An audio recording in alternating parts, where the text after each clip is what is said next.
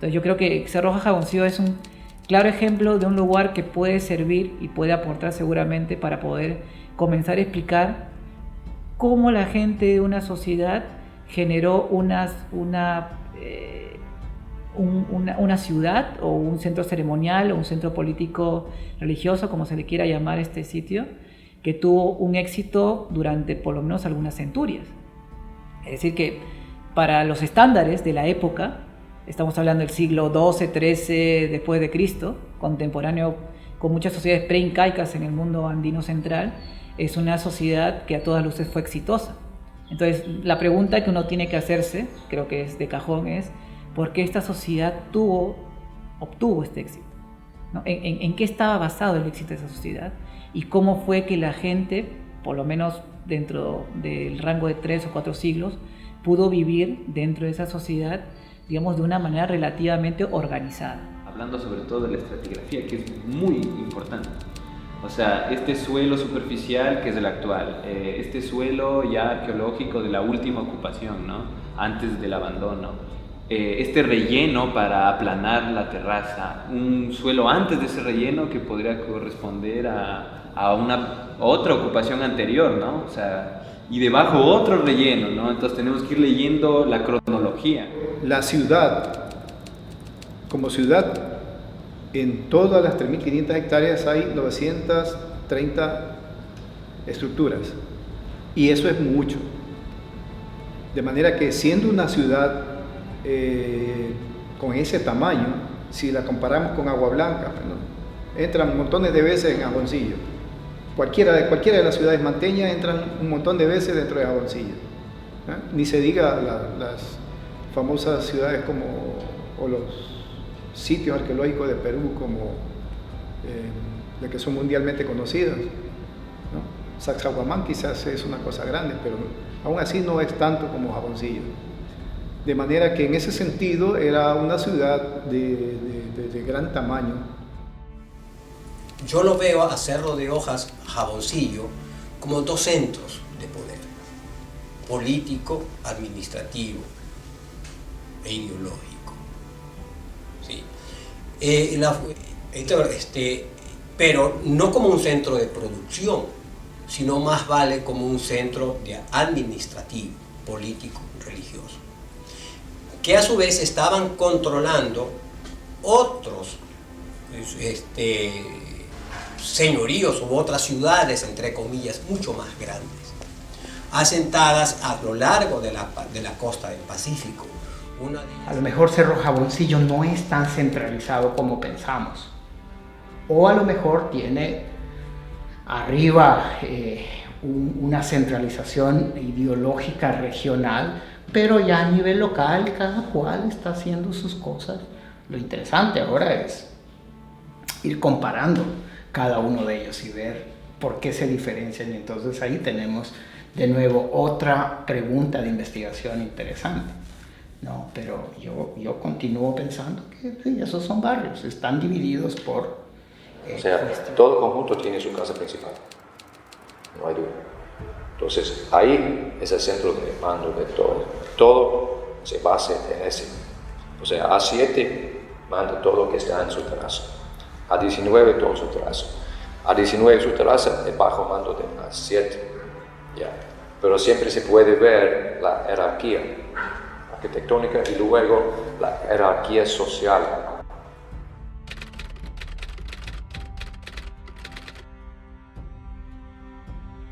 La casa ceremonial por algunos aspectos, ¿no? Primero, su forma. Su forma es imponente, su rampa es alta, su pared es doble, aunque yo pienso que la alineación interior de piedras no es parte de la pared, sino es parte de la parte interior de la estructura. Y su limpieza es extrema. Dentro de la estructura no encuentras sino fragmentos pequeños de cerámica o de obsidiana, o sea, fragmentos que se perdieron. En esto, en lo manteño, esto ya es una clase sacerdotal, que hay el viraje de de una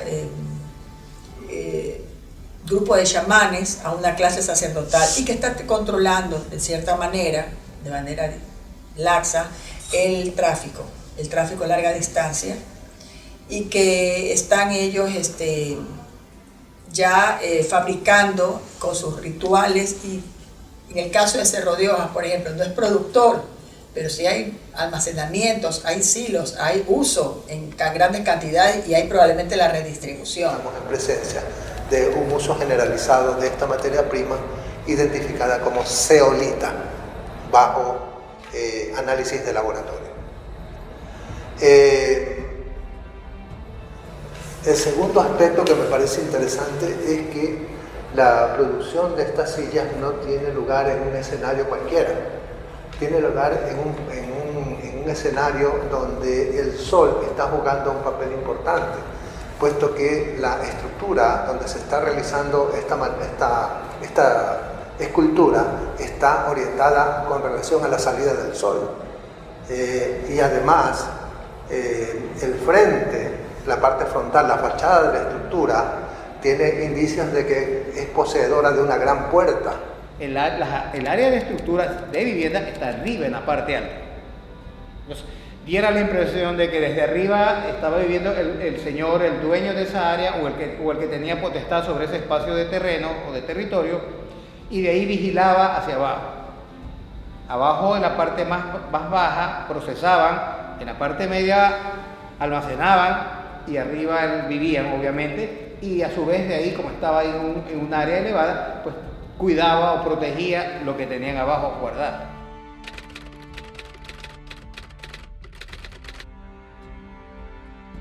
Efectivamente, el mundo andino es un mundo que se estructura sobre la reciprocidad, es decir, hay una jerarquía, pero la jerarquía superior siempre está dando algo a un grupo que está en una situación inferior a cambio de algo, es decir, hay un intercambio ahí, pero lo importante es establecer si ese intercambio es igual o desigual.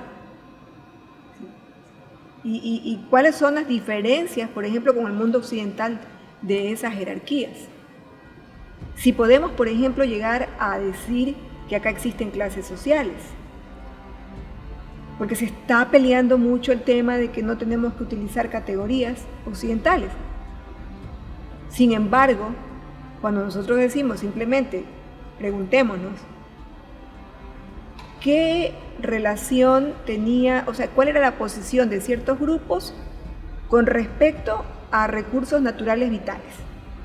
Por ejemplo, en el caso de acá, si nosotros sabemos que este territorio no tiene agua, el agua era un bien que estaba controlado por una jerarquía. De que los incas invadieron Ecuador, esta zona la invadieron. ¿Cómo era?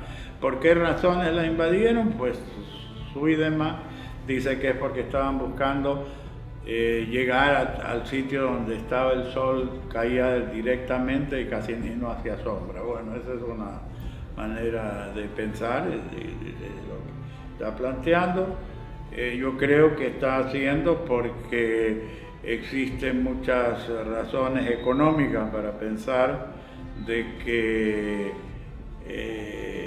era económicamente importante para los incas no depender de esta gente que está al norte, quien les está nutriendo de esto con lo cual hacen mover el imperio, que es desde el punto de vista económico, que es el espóndilo.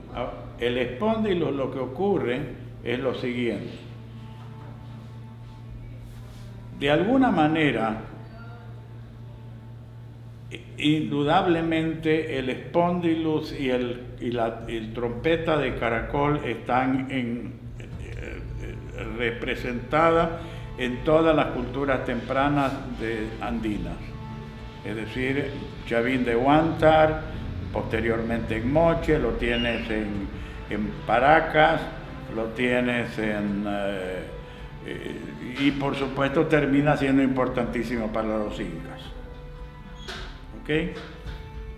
Acá nosotros de alguna manera somos los proveedores, pero no es tan así solamente, porque el problema es que como comienza a generarse esta relación norte-sur entre Ecuador con Perú, o lo que es hoy Ecuador, o sea, el noroeste de Sudamérica con el área central de Sudamérica andina, de la Sudamérica andina,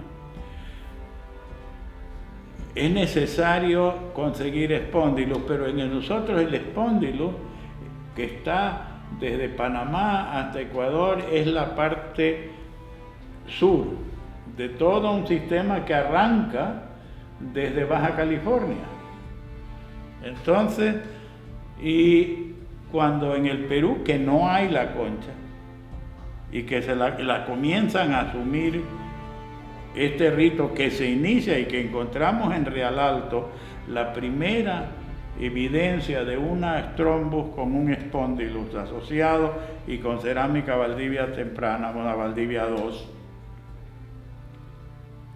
Entonces, hay que explicar y entender qué es lo que hace que esta gente en la zona de la costa ecuatoriana haya comenzado a usar esta ritualidad de esta concha espóndilos y del caracol.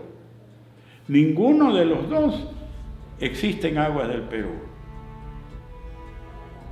Solamente existen desde el Golfo de Guayaquil, quizás un poco más abajo, quizás llega hasta veces en ciertas ocasiones hasta Arenilla, quizás un poco más al sur, pero nunca más al sur de allá.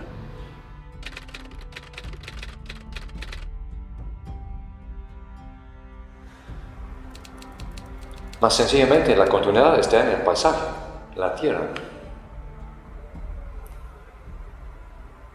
que a la vez tiene implicaciones para nosotros, pues. Porque si estamos ocupando el mismo territorio que ellos, ¿qué experiencia tenemos? ¿Qué